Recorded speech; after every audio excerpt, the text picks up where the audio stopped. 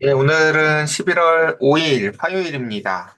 예, 디모데 전서 3장, 오늘 말씀이 굉장히 짧습니다. 3장 1절부터 7절까지 말씀입니다. 리더의 자격에 대해서 함께 같이 말씀 나눠보도록 하겠습니다.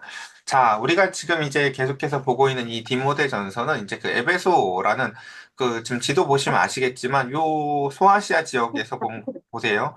여기가 다 지금 그 로마의 속주거든요. 그러니까 이 에베소라는 지역이 이쪽에 있는 지금의 터키죠. 이제 튀르키예. 이쪽에 있는 그 수많은 자원들이 다 이 에베소라는 항구를 통해서 흘러 들어가기 때문에 에베소라는 지역이 그 굉장히 그 황제 숭배 같은 것에 대해서도 이제 앞선 도시였었고 부가 굉장히 넘쳐났었던 그 도시에 세워진 교회다라는 것을 우리가 좀 염두하면서 그 가운데에서 그 교회에 남겨진 정말 그 세상 문화가 아주 먼저 선도적이고 그 가운데서 먹을 것이 풍성하고 문화적으로도 그 가운데서 즐길 것이 넘쳐나는 그리고 아주 그냥 아르테미스 신전에서 그 이제 어떤 여신들을 숭배하고 예. 심지어 동전에도 아르테미스 신전 동전이 있을 정도로요. 우리 생각해 보세요. 지폐에 아무나 새겨넣지 않죠? 그러니까 근데 그 여신이 아예 그 동전에 새겨질 정도로 그 뿌리가 깊은 그 도시에 세워진 그 교회에서 목회할 그 나이가 연소한 디모데에게 지금 이제 글을 써서 그 가운데서 알려주고 있다. 마치 그 전투의 최전방에다가 그 가운데에서 서 있는 그 디모데에게 쓰는 글이다라는 걸 우리가 염두에 두면서 봤으면 좋겠습니다. 자, 그리고 그래서 예, 오늘 요 얘기는 뭐 다 했었던 거니까 이제 오늘 본문 바로 보도록 하겠습니다. 3장 이제 1절부터 7절까지 볼 텐데요. 자, 3장 내용은 이제 감독을 어떤 사람을 세워야 될 것인가라는 내용입니다. 이제 저희 교회 같은 경우는 지금 보면 막 직분자를 열심히 세우진 않았거든요. 왜 그랬냐면은 뭐, 사람들마다 좀 생각이 다를 수 있어요. 어떤 사람들은 이제 자리가 사람을 만든다. 그래서 좀 연약하고 부족해도 열심히 그 자리에다가 사람들을 올려놔서 그 사람들로 하여금 책임을 주면 이제 그 또 자리를 사랑하는 사람들이 일을 열심히 하니까요. 그래서 이제 그렇게 하기도 하는데, 반면에 이제 저희 교회 같은 경우는 아직 직분자를 뭐 따로 세운 적이 없죠, 한 번도. 예. 그게 왜 그랬냐면은 저는 그 자리가 사람을 만든다는 말을 믿지 않습니다. 예. 저는요, 그냥 자리가 사람을 드러낸다고 생각합니다. 그 욕망도 드러내고 그 가운데서 근데 한번 세우는 자리는 어떻게 할 수가 없거든요. 그래서 이제 사실은 직분자를 세우는 것에 대해서 좀 미온적이었는데 이제 오늘 이 3장의 시작은 그럼에도 불구하고 직분자가 필요한 필요성을 첫 번째 이렇게 얘기합니다. 미쁘다 이 말이여 라는 고 시작하는 이 말은 2장 15절이었나요? 에서도 등장을 합니다. 그러면서 내가 죄인 중에 괴수였는데 그런 죄인 중에 괴수였던 나를 세우시는 하나님 아버지를 찬송하면서 나왔던 말이기도 하고요. 하는 것처럼 그 가운데서 이제 그 하나님의 말씀의 그 신실함, 그 진리됨을 찬송하면서 2절 이제 1장 두 번째 줄 보면 그 사람이 감독의 직분을 얻으려 함이온이라고 하면서 직분이 왜 필요한지 직분자를 왜 세워야 되는지를 그럼에도 이렇게 설명합니다. 선한 일을 사모하는 것이라 함이로다. 라고 얘기합니다. 아, 나도 좀 그 직책을 갖고 싶어. 라고 하면서 직분을 사모하거나 혹은 그 가운데서 어떤 그 직책에 그 얽매이는 모습이 아니라 무엇을 사모하는 거예요? 선한 일을 사모하는 것이라고요. 그러니까 내가 섬기고 싶어요. 뭐 이런 거죠. 예를 들면 제가 주방 좀 섬기고 싶어요. 제가 그 가운데서 뭐 주차 관리를 더 섬기고 싶어요. 제가 청소하는 걸 섬기고 싶어요. 하는 것처럼 이 직분의 필요성은 그 무엇보다도 그 가운데서 그 선한 일을 사모하는 마음의 동기로부터 시작돼야 된다라는 것입니다. 내가 교회를 얼마나 다녔는데, 내가 그동안 헌금을 얼마나 했는데, 내가 그 누구보다 먼저 들어왔는데, 이런 거 사실 직분의 요소가 아니다라는 것입니다. 바로 선한 일을 사모하는 마음이 내게 있는가라는 것이 가장 선두된다는 것입니다. 이게 이제 바로 직분자의 첫 번째, 그러니까 직분을 여러분과 세워야 돼, 안 세워야 돼요? 세워야 되는 거예요, 사실은요. 그러니까 세우기도 해야 되고, 사실은 먼저 나오기도 해야 되는 거예요, 사실요. 이런 직분을 사모하는 마음을 가지고요. 그래서 제가 예전에 그런 말씀을 드렸던 것 같아요. 우리가 어떤 일을 저희 교회 방향을 정할 때, 제 머릿속에 있는 것도 있지만, 만약에 어떠한 새로운 성도들이 오고, 그 사람들이 그 가운데서 어떠한 이제 그 재능이나 다양한 무엇들이 있는데 그것을 섬기고자 하는 마음이 있을 때 그것에 대해서 그것을 우리 교회의 방향으로 하나하나 이제 또 이제 설정해 나아갈 수 있다라고 제가 예전에 말씀을 드렸었는데 그게 바로 이제 이런 원리에서 등장을 하는 것입니다. 어떤 재능이 있는 사람 하나님이 보내셨는데 그 사람이 선한 마음이 있어서 선한 섬김을 하고자 하는 열망이 있어서 무언가를 사모할 때 그럴 때 이제 직분을 세우는 것이구나라는 것이죠. 한번 이제 그 구체적인 내용 봅시다. 자, 그래서 이제 지금 여기서 얘기하는 감독은 오늘날로 따지면 목회자 정도 될 것 같아요. 자, 2절부터 봅시다. 감독은 첫 번째 보면 이렇게 얘기하죠. 그 감독이 가져야 될 그 7가지 덕목을 설명하고 있는데 보면은 이제 첫 번째 제일 마지막 뭐 이런 식으로 읽는 게 맞는데 첫 번째는 책망할 것이 없어야 된다라는 것입니다. 이제 어느 단체나 마찬가지겠지만 이제 이 목회자의 제일 첫 번째 덕목은 이제 권위가 있어야 무슨 일을 할 수 있거든요. 근데 그 권위는 어디로부터 나오는 건가라고 하면 그의 행실로부터 나옵니다. 그래서 책망할 것이 없어야 된다라는 것입니다. 그리고 두 번째는 그 책망할 것이 없어서 그로 말미암아 권위가 세워질 수 있어야 하고 그 가운데 첫 번째 그 다음은 보면 또 한 아내의 남편이 되어야 된다라는 것입니다. 우리가 이거 글을 읽을 때 이제 두 가지 관점으로 읽을 수 있었는데 첫 번째는 이게 에베소라는 지역의 특성을 고려하면서 쓴 글이라는 거예요.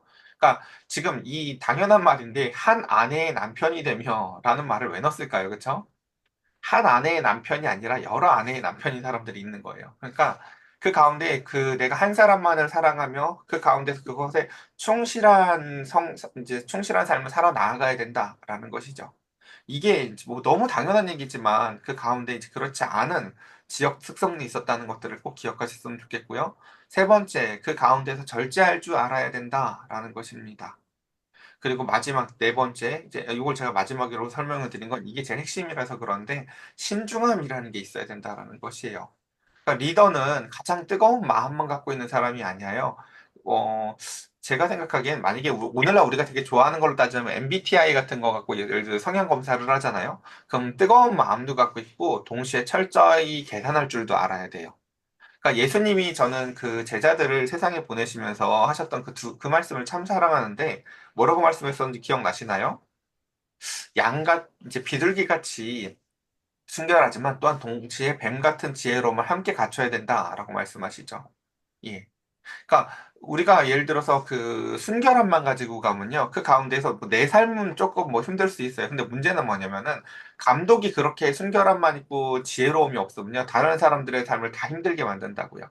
근데 신중함은 무엇이냐면요. 바로 그 두 가지의 그 중용적인 모습이에요. 그러니까 이 잠언에서 우리가 그래서 이 신중하다는 단어를 수없이 배웠죠. 그러니까 그 가운데서 그래서 이제 이게 신중함이 제일 중요하다라고 저는 봐요, 사실은요. 그래서 감독이 가져야 될 가장 중요한 요소가 무엇이다? 신중함이다라는 것입니다.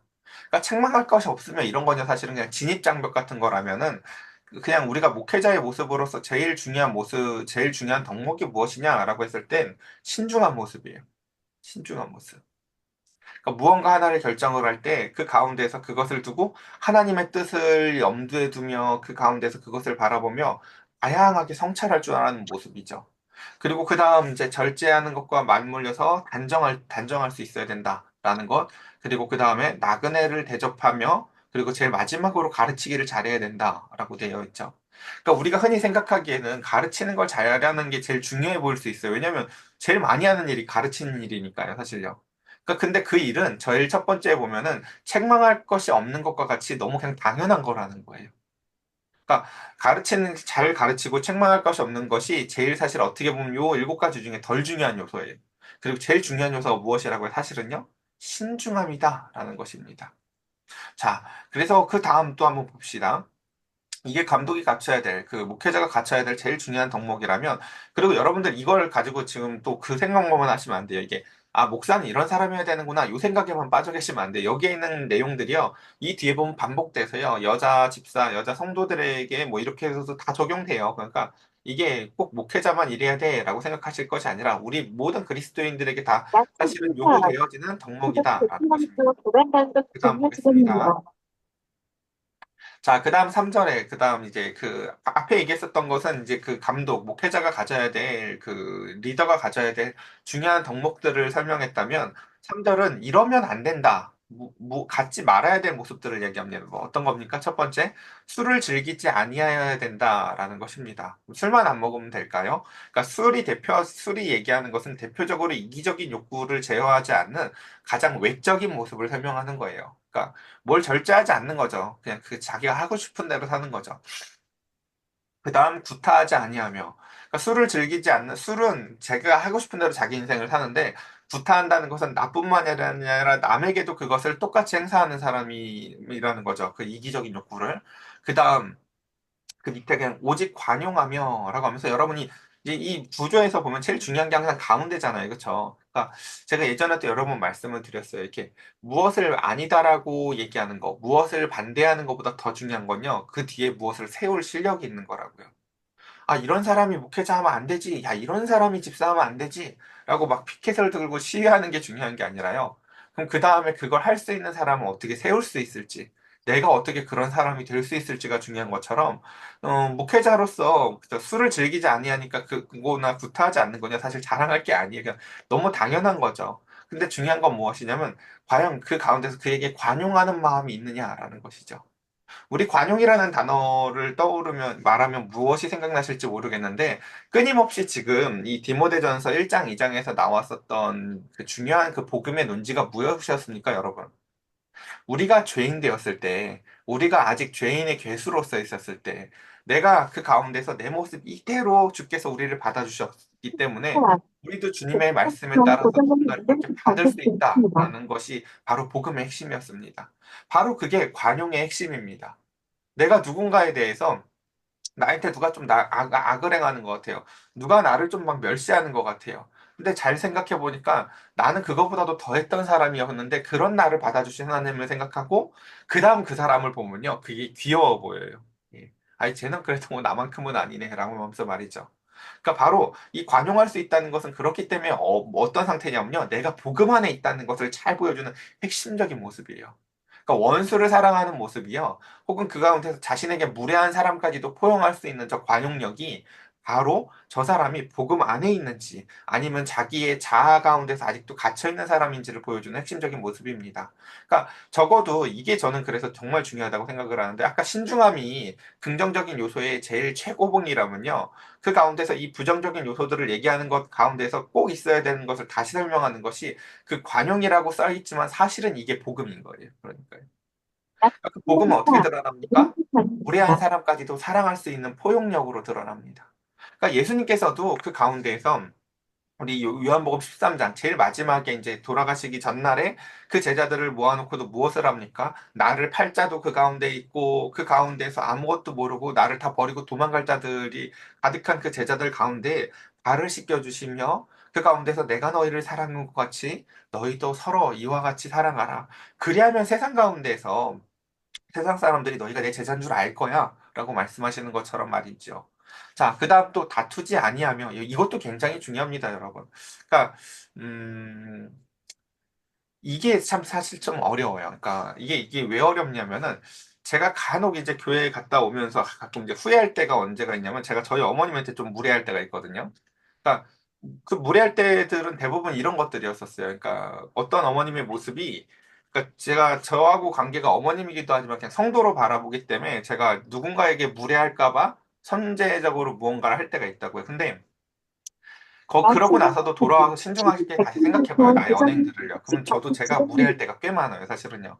근데 중요한 건 이것이에요. 뭐냐면은 내가 복음을 위해서 무언가를 한다고 하지만 결국 그것의 최종적인 모습이 나쁨이면 안 돼요. 예. 이게 얼마나 중요한지 여러분들 꼭 기억하셔야 돼요. 그러니까, 그래서 신중함이라는 게 필요한 거예요. 그래서 신중함이라는 게. 그러니까, 그래서 생각보다 속도가 느린 거예요. 그러니까 우리가 그 주일날에도 나눴었는데, 혹시 혜영 수사님 거 요거 소리 끌게요. 네, 네. 자, 우리가 주일날에도 나눴었는데, 그 바울이 디모데를 세우는데 걸린 시간이 굉장히 길었다고 말씀을 드렸잖아요. 근데 반면에 에베소는 시간이 얼마 되지도 않았는데 빨리 성장했었다고 얘기를 했었죠. 그러니까 빨리 숫자도 많아졌고 리더도 많아졌다고요. 그래서 그 가운데서 지금 그러니까 이 편지가 왜 필요한지 여러분 아시겠어요? 이미 리더들이 다 세워져 버려 있잖아요. 그렇죠? 그러니까 이 본문이 무엇이 되겠어요? 그곳에 가면요.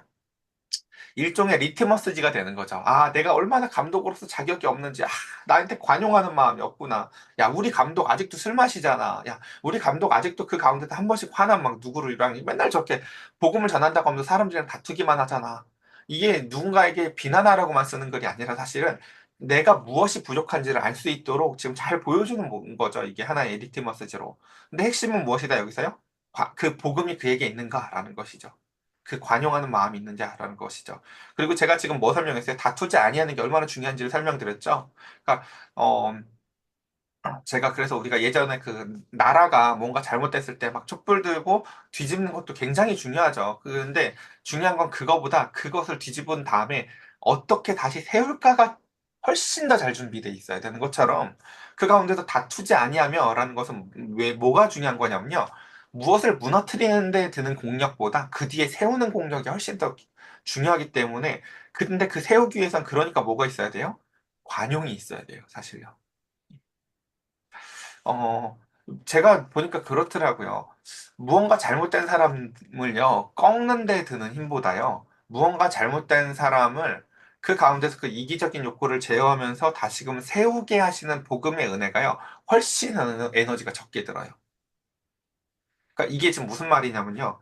저 사람이 나쁜 짓을 하는데 나쁜 짓을 못하게 하는 못하게 하는 거, 거기에 드는 힘보다요. 그 나쁜 짓을 하는 사람이 착하게 사는 게 드는 힘이 훨씬 적게 들어요. 이거 정말 그 여러분들이 좀 잘 이해 안 되실 수 있어요. 아니, 나쁜 짓을 못하게 하는 것만으로도 힘든데 그 사람이 착하게까지 살게 하는데 그게 어떻게 힘이 덜 들어라고 생각할 수 있는데요. 그 복음 가운데에서 상담을 하고 사람들과 대면하고 예배하며 그 사람들을 이렇게 뭔가 목양하다 보면 진짜 느끼는 건데요.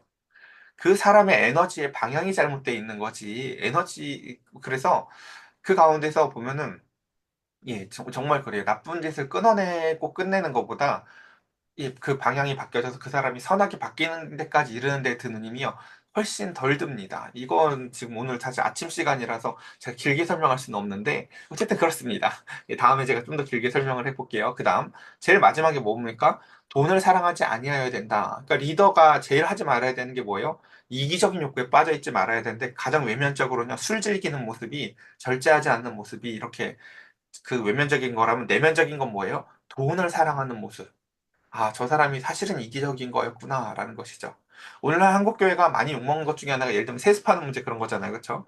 그럼 사실 세습이 이렇게 무조건 아들한테 물려줘서 나쁘다 이렇게 말하는 게 아니거든요. 세상 사람들요 단순히 물려줘도 싫어하는 게 아니에요. 막 농어촌 교회 그 작은 교회를 자기 아들한테 물려줬다고 욕하는 사람 없다고요. 실제로 욕하는 건 뭐예요? 아, 우리 목회자가 평생에 그렇게 이렇게를 설교하더니 마지막 순간에 뭔 거예요? 돈을 사랑하는구나 라는 것에 대해서 실망하는 거라고요, 사실은요. 그런 것들처럼 그 가운데서 그 이기적인 욕구의 가장 내적인 모습으로 드러나는 게 무엇입니까? 바로 사실은 돈을 사랑하는 것. 예수님도 그쵸. 그 하나님의 가장 큰 대적을 뭐라고 얘기해요? 예, 만몬, 돈이라고 표현을 하는 것처럼 말이지요. 자, 그 다음 보도록 하겠습니다. 자, 그 다음 이제 이 리더의 자격의 중요한 또 다른 요소가 뭐냐면, 그럼 리더가 그 가정에서 어떤 모습을 갖춰야 될지를 그 다음 여기다 또 적고 있습니다. 자, 지금 계속 얘기 드려요. 이 에베소에 있는 그 디모데에게 쓴 이 편지는 지금 어떤 상황이라고요? 이미 리더들이 많이 세워져 있는 교회에 계속해서 리트머스지로서 이제 주고 있는 말씀이다라는 걸 염두에 두면서 봅시다. 4절. 첫 번째, 그래서 자기 집을 잘 다스려야 된다라고 얘기합니다. 리더는요. 그래서 근데 그 가운데서 그 자기 집을 잘 다스리는 모습으로서 열매를 누구를 언급합니까? 바로 자녀들을 언급합니다. 자녀들이 어때야 된다고 얘기를 해요? 복음에 신실해야 된다? 그렇게 말하지 않아요. 모든 공손함으로 복종하게 하는 자라야 할지며 라고 얘기합니다.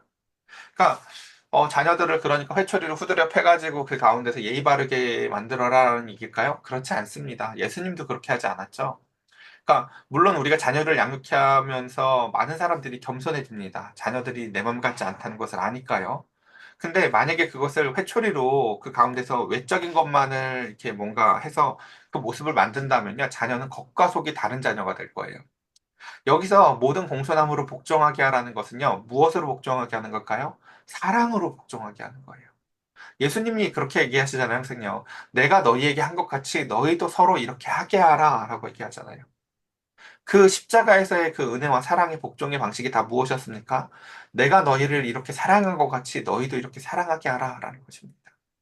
그러니까 여러분, 자녀를 사랑으로 그 가운데서 공손함의 열매에 이르게까지 여러분 사랑하셔야 하는 것입니다. 근데 거기에 중요한 것은 무엇입니까? 이기적인 욕구를 제어하는 훈계가 함께 같이 동반돼야 되는 것이죠. 그러니까 제가 지금 이제 이거는 자녀를 키워보면서 느끼는 건데, 한 6세, 7세까지는요, 그러니까요, 우리 아빠는 나를 제일 사랑해. 우리 엄마는 나를 제일 사랑해. 라는 그 사랑의 신실함, 그 미쁘다라는 말이 나올 정도로 그 가운데서 사랑의 신실함을 노래하고 찬양할 수 있을 만한 확신을 주는 게 한 6, 7세까지 중요하다면 8세부터는 이제 자아가 커질 때부터는요, 동시에 그 사랑의 모습이 꽤나 많은 것들, 내 안에 이기심, 내 안에 잘못된 감정들이 많다는 것을 깨닫게 하는 훈계가 작동돼야 되는 나이가 대략 8세 정도예요. 그러니까요. 그러니까 이 두 가지가 합쳐져서 자녀들이 어때야 되느냐는 거예요. 공손함이라는 걸 가져야 된다는 거예요. 밖에서 내가 좀 말을 함부로 하거나 행동을 함부로 하려고 하다가도 그 가운데서 내 마음이 지금 나쁘다는 거, 내 마음이 틀렸다는 걸 아는 것이 중요하죠. 참 그렇습니다. 요 얘기 하나 하고 한번 넘어가 볼게요. 음, 한 8살쯤 되면요, 아이들이요, 밖에서 인사를 잘 안 하거든요. 그리고 부모 손 잡기를 별로 좋아하지를 않아요. 그리고 때로 어떤 아이들은요, 부모를 부끄러워하기도 해요. 근데 거기서 그 자녀가 자기의 마음을 부모에다 터놓고 얘기할 수 있는 게 여러분 너무 중요해요. 아빠, 나 이상해. 사실 저희 딸이 그렇게 얘기를 했거든요. 아빠, 이제 밖에서 아빠 손잡는 게 조금 부끄러운 마음이 드는 것 같아. 이런 말을 했었어요. 그러니까 중요한 것은요, 그 마음을 부정하는 게 아니라 먼저는 그 아이가 편하게 말할 수 있는 상태가 되어지는 관계가 되어져 있어야 되는 게 제일 중요하죠. 그래서 제가 제 어렸을 때 얘기를 해줬어요. 저희 아버지가 제가 어렸을 때 폐유지를 여러분들 잘 아시죠? 지금 나이가 있으신 분들은요. 저희 어렸을 때 보면 학교에 폐유지를 갖고 갔었잖아요. 그쵸? 그래가지고 그 가운데서 저희 아버지가 그 학교들을 돌면서 큰 트럭에 그 폐유지를 수집하시는 일을 하셨었는데 제가 중학교 때 저희 아버지랑 저희 그 이모부가 그 일을 같이 하셨었어요. 이모부가 운전을 하시고. 근데 이제 학교에서 저희 아버지가 얼굴도 까마시잖아요. 근데 이제 그 아버지가 그 폐유지를 그 먼지 구덩이에서 그 종이들을 막 싣고 있는데 저희 이모부가 저기서 오더니 장원아 이렇게 부르세요. 근데 그 전에 제 마음속에도 슬금슬금 무슨 마음이 있었냐면 부끄러운 마음이 있었어요. 학교에 오셔가지고 그 페이지를 막 이렇게 정리하시는 모습이. 근데 저희 그 이모부가 저를 보시면서 이렇게 해서 장원아, 아빠 부끄러워하면 안 된다 너. 장원아, 아빠 부끄러워하면 그거 나쁜 거야. 라고 말씀해 주셨는데 그 말씀이 되게 온유하면서도 꽤나 이렇게 단호했어요. 그래서 제가 그 이모부의 말씀을 그때 그 학교에서 듣고는 했던 일이 뭐였냐면은 내 마음이 틀리다는 걸 첫 번째 인정했어요. 아, 그치. 내가 지금 조금 부끄러움 같은 마음이 들었지만 그 마음을 인정하는 게 아니라 이 마음은 나쁜 마음이고 틀린 마음이야 라는 걸 이해했어요. 그래서 제가 제 친구들을 막 데려가서 우리 아빠야 라고 했었어요. 그러니까 어 그렇게 사실요. 그러니까 오늘날 제가 참 아쉬운 건 뭐냐면요. 그러니까 아이들이 잘못된 마음이 나는 건 너무 당연한 건데 그걸 가르쳐주고 훈계할 어른들이 너무 없다는 거예요. 사랑으로 단호함 가운데에서 말이죠. 자, 어쨌든, 그래서 그런 것들이 어우러졌을 때 비로소 자녀들이 모든 공손함이라는 것을 하나하나 갖춰 나가게 되는 것입니다. 이거 다 만들어야 되는 것입니다, 여러분. 그 다음, 그래서 사람이 자기 집을 다스릴 줄 알지 못하면 어찌 하나님의 교회를 돌보리요? 라고 얘기하죠. 맞습니다. 그리고 6절, 새로 입교한 자도 말지니 교만하여져서 마귀를 정죄하는 그 정죄에 빠질까 함이요? 라고 하면서, 그쵸. 리더라는 자리가 뜨거운 열심으로 인해서 신앙이 빨리 성숙한 사람을 이 사람 리더해도 되겠네. 이게 사람 눈에는 그렇게 보이지만요. 사실 모든 것에는 다 시간이라는 것이 깊이 필요합니다. 그래서 이것을 그래도 어느 정도 시간을 둘 것을 설명하고 있고 마지막 7절 또한 외인에게서도 선한 증거를 얻은 자여야 할지니라고 얘기하면서 그렇죠. 이게 교회에서의 모습만 갖고 아는 것이 아니라 가정에서의 모습 그리고 또 다른 데에서의 모습도 함께 같이 우리가 고려를 할 수 있어야 된다는 것이죠. 그러니까 이렇게 막 교회선 너무 좋은 목사님인데 혹여 막 그 음식점 같은 데 가서 종업원한테 함부로 한다. 전 진짜 싫어하는 사람입니다. 그러니까 누군가에게 대하는 모습들을요, 가정에서 그 자녀를 통해서 열매를 통해서 그리고 밖에서 행동까지도 통해서 그 가운데서 비방과 마귀의 올무에 빠지지 않을 수 있도록 복음이 그 사람의 삶에 잘 어우러진 사람이어야 된다. 이게 감독의 자격이다라는 것을 오늘 우리가 함께 같이 살펴봤습니다. 예, 오늘 본문을 살펴보면서 첫 번째는 여러분들이 뭐 목회자를 일단 판단하는 근거로 삼으셔도 충분할 것 같고, 두 번째는 근데 이게 목회자뿐만이 아니라 사실은 모든 그리스도인, 우리가 모든 사람들이 다 부모가 되고 또 그렇잖아요. 그러니까 결국 다 다스리는 자리에 내 가정에서의 교회의 감독들이 되신다고요. 다 누구든지. 그러니까 이게 모든 우리 한 사람 한 사람을 향한 하나님의 말씀을 기억하시면서 오늘 이 시간 함께 같이 기도해 봤으면 좋겠습니다. 우리 함께 같이 기도합시다.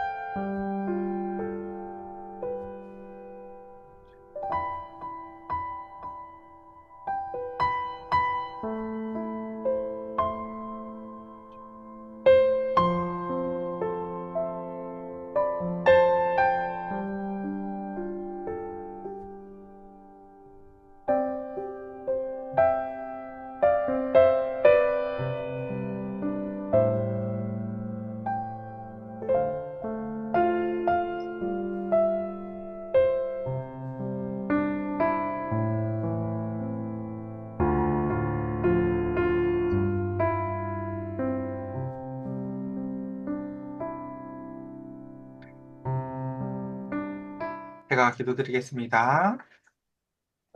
하나님, 우리 사랑하는 성도들과 함께 같이 오늘 이제 디모데전서 3장 말씀을 살펴보았습니다. 이미 수많은 참으로 부족한 감독들이 각 교회마다 세워져서 그들과 하나하나 말다툼을 하고 서로 자신의 경험을 그 교만한 감독들을 상대해야 될 디모데에게 이 서신을 줌으로 말미암아 그 가운데서 지혜롭게 그 교회들의 감독들을 어떻게 그들에게 그 말을 전하고 또한 이 전해진 공적인 하나님 아버지의 말씀의 지식들을 가지고 목회자가 어떠한 모습을 갖춰야 될지를 하나님 아버지 선명하게 가르쳐 주신 하나님 아버지 감사합니다.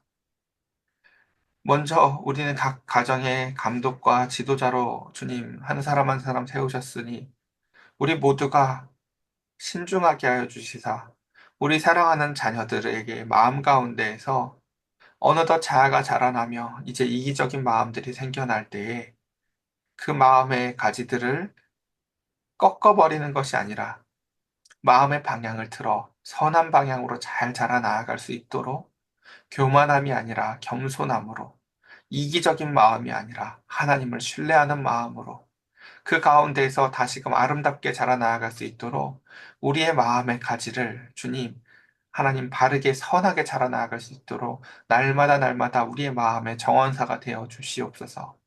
우리 각 가정의 부모들을 향하여 하나님 기도합니다. 자녀들의 마음을 잘 감독하고 다스리며 가꾸는 아름다운 정원사들이 되어 사랑의 신실함으로 자녀들이 노래하게 하시고 이기적이고 악한 마음이 선하고 아름다운 마음으로 꺾여질 수 있도록 먼저 본을 보이고 그 이기적인 욕구들을 제어하는 아름다운 사랑의 손길들이 가정 가운데서 그 선한 싸움 가운데서 날마다 승리하는 가정 될 수 있도록 주여 복의 복을 더하여 주시옵소서. 우리의 구주 되신 예수 그리스도의 이름으로 기도드렸사옵나이다. 아멘. 네.